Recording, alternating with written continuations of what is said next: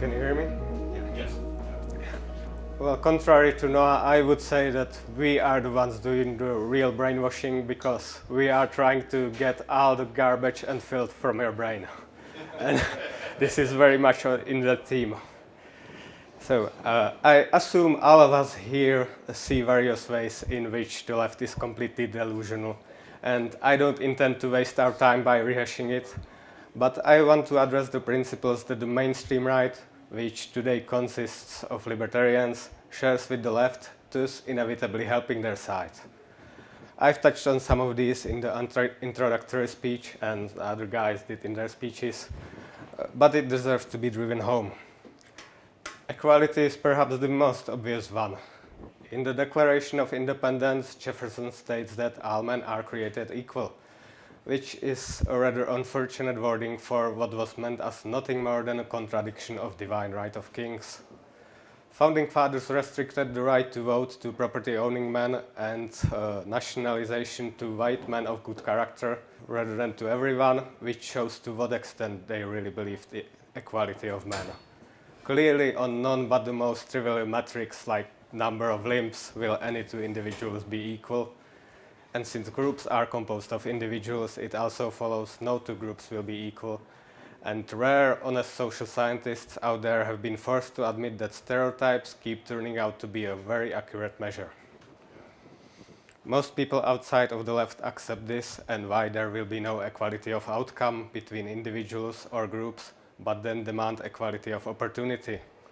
The problem with this is that every opportunity is also outcome of other things.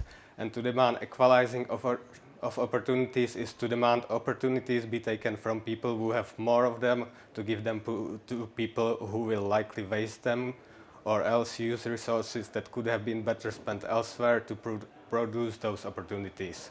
It's opportunity communism.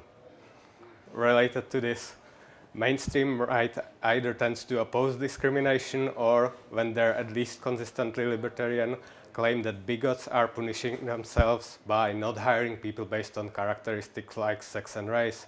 But this again denies that the groups are different and that these characteristics therefore provide for sufficiently accurate predictions of relevant traits that cutting out a whole category of people may just be worthwhile and the so-called bigots are making a wise choice. In general, whenever we are seeking to produce equality, it means we are not trying to produce equilibria.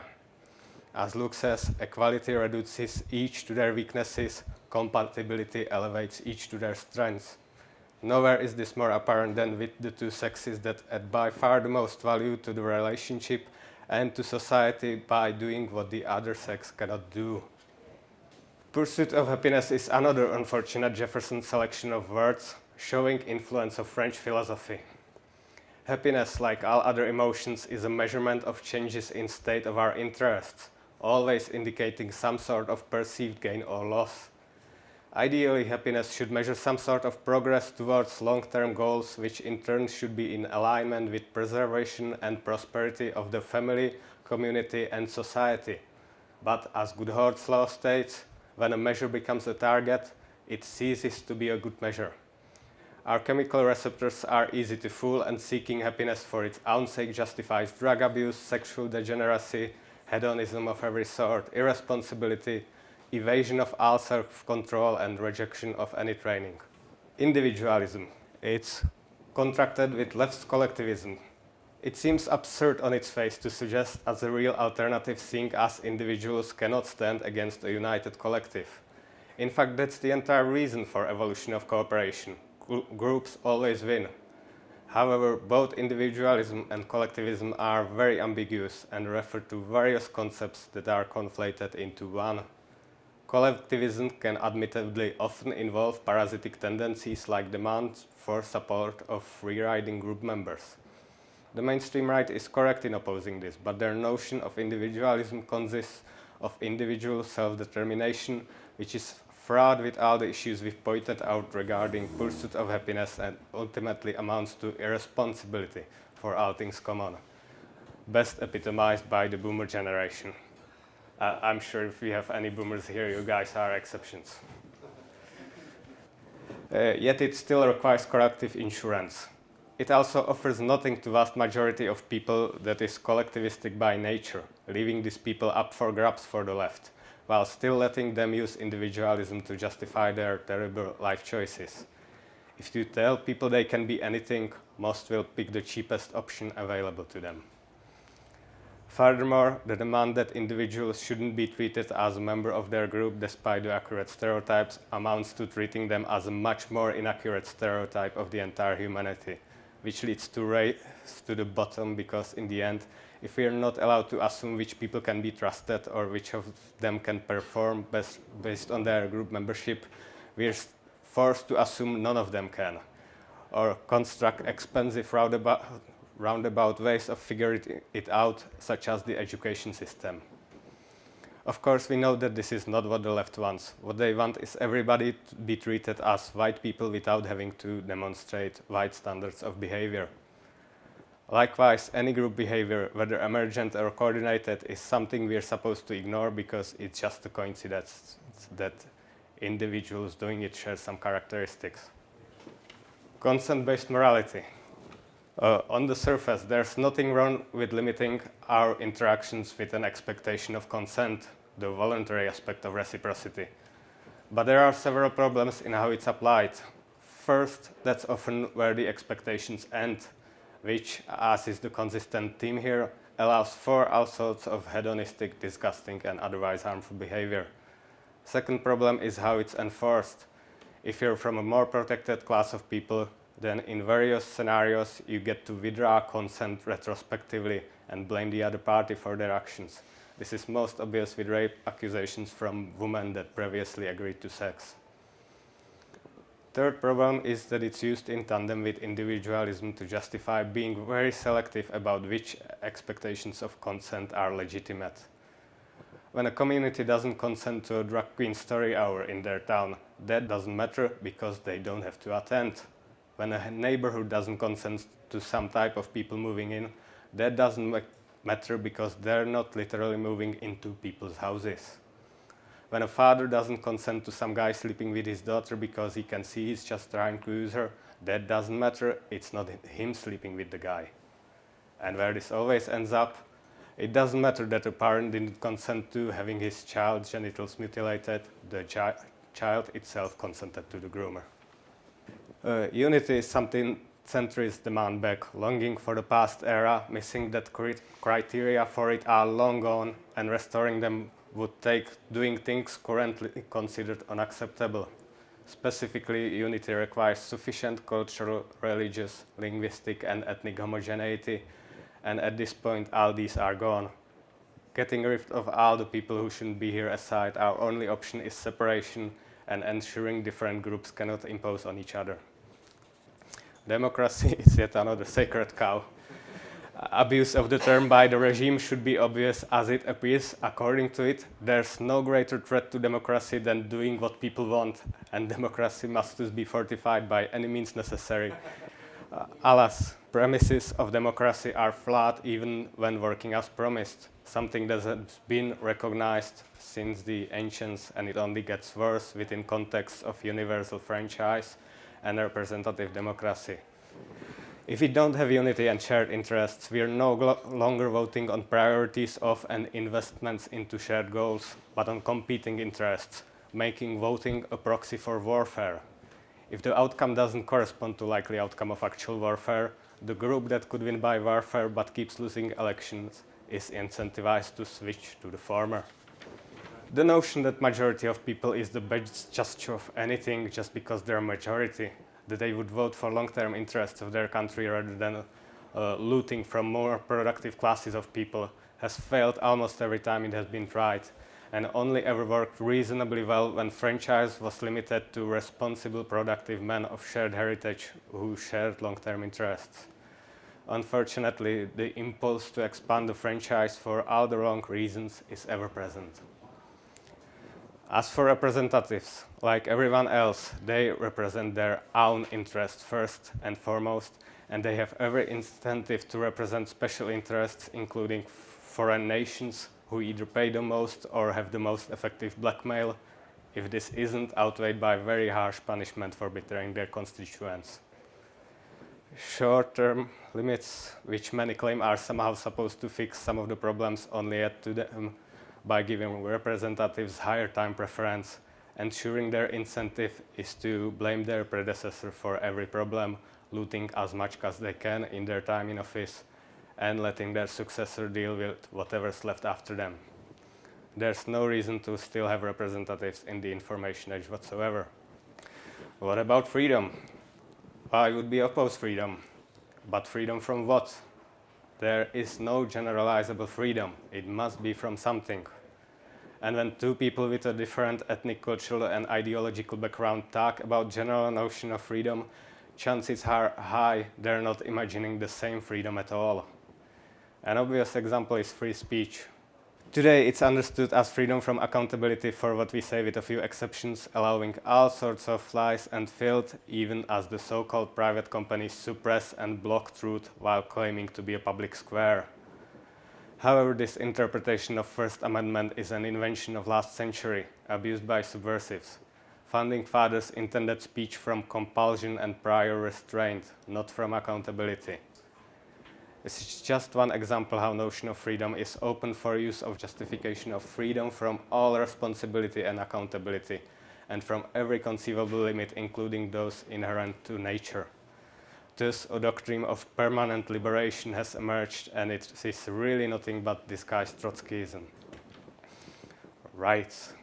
The usual distinction we hear is between negative and positive rights, with the former merely limiting what must not be prevented or limited, and the latter compelling others to provide some sort of resources or service, sometimes reframing it as a privilege. However, this distinction is somewhat artificial, as negative rights themselves limit all behavior incompatible with that protected by the particular right, and thus making everyone pay the opportunity cost of not engaging in it. They also necessarily compel someone to police this, if not by prevention, then certainly by catching and punishing the perpetrators. This is the same issue we saw with different freedoms.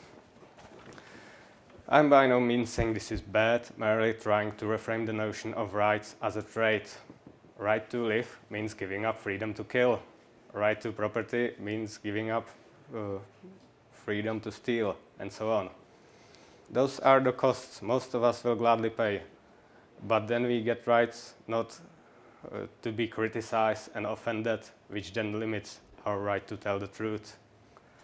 While libertarians are capable of recognizing costs of what they call privileges, like the left, they ignore costs of the negative rights, framing rights as something free, then justify their endless expansion, while the freedom to taken away are hidden.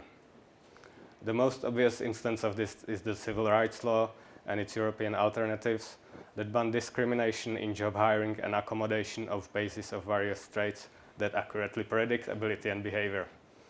In theory, everyone gets a right to associate with other people, but in practice, it's a loss of right to disassociate from people you don't want around you, that you don't want to serve or hire. The ever-expanding notion of human rights is an example of this on global scale, potentially justifying war on imperial expansion into any country that doesn't provide whatever human rights mean in the current year.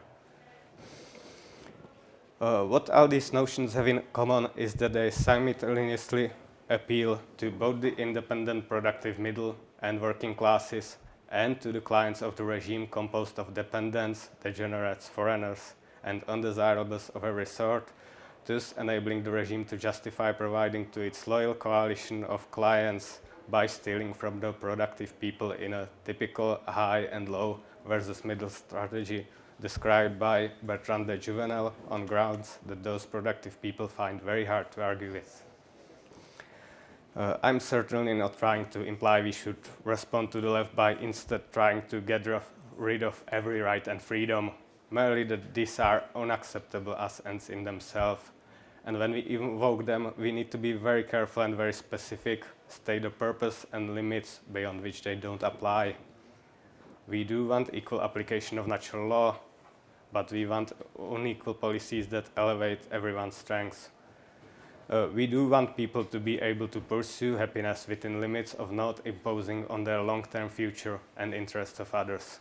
We want recognition of individual merit and heroism in the service of family, community and nation. We want a country of sufficiently similar people such that they can actually consider themselves a nation. We want voting limited by concurrency via separated houses for different groups of people such that they cannot impose on each other. And we'd like a monarch who feels a sense of ownership over the country and behaves accordingly. We want people from all unnecessary impositions, including impositions of parasitism, deceit, promotion of vice, degeneracy, addiction, and association with people they'd rather not have around. We want mutually insured natural rights with no compulsion to insure those who in no way return the favor. More importantly, we want maximization of agency, so that as many can be free in the way that classical liberalism promised, conditioned on responsibility for self and commons. This will ironically require imposition of training in youth as expectation of independent development of agency and responsibility has proven to be a total failure, something which again benefits the left whose entire platform is pandering to the infantile.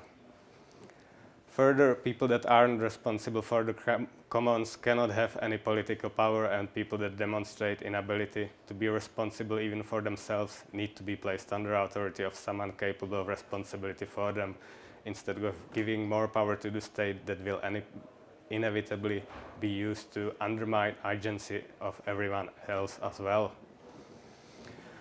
Contrary to all the modern narratives, ensuring preservation, improvement, and prosperity of a nation is the whole purpose of having a country in the first place. It's not to be an economic zone for the benefit of anyone in the world. There's no doubt that many will call this fascism, and we shouldn't get defensive about this, as strawman of fascism has been used for suppression of all masculinity and all law and order. It doesn't involve any examination of merits or issues of real fascist regime, and it's really a justification for communism and anarcho-tyranny. In fact, real closer examination of those regimes shows them to be relatively similar to classical liberalism when compared to what passes for liberalism today. I can connect it to Noah's speech. Fascism really means society organized for war. And what they're really saying is that they want us defenseless. Yeah. Thank you.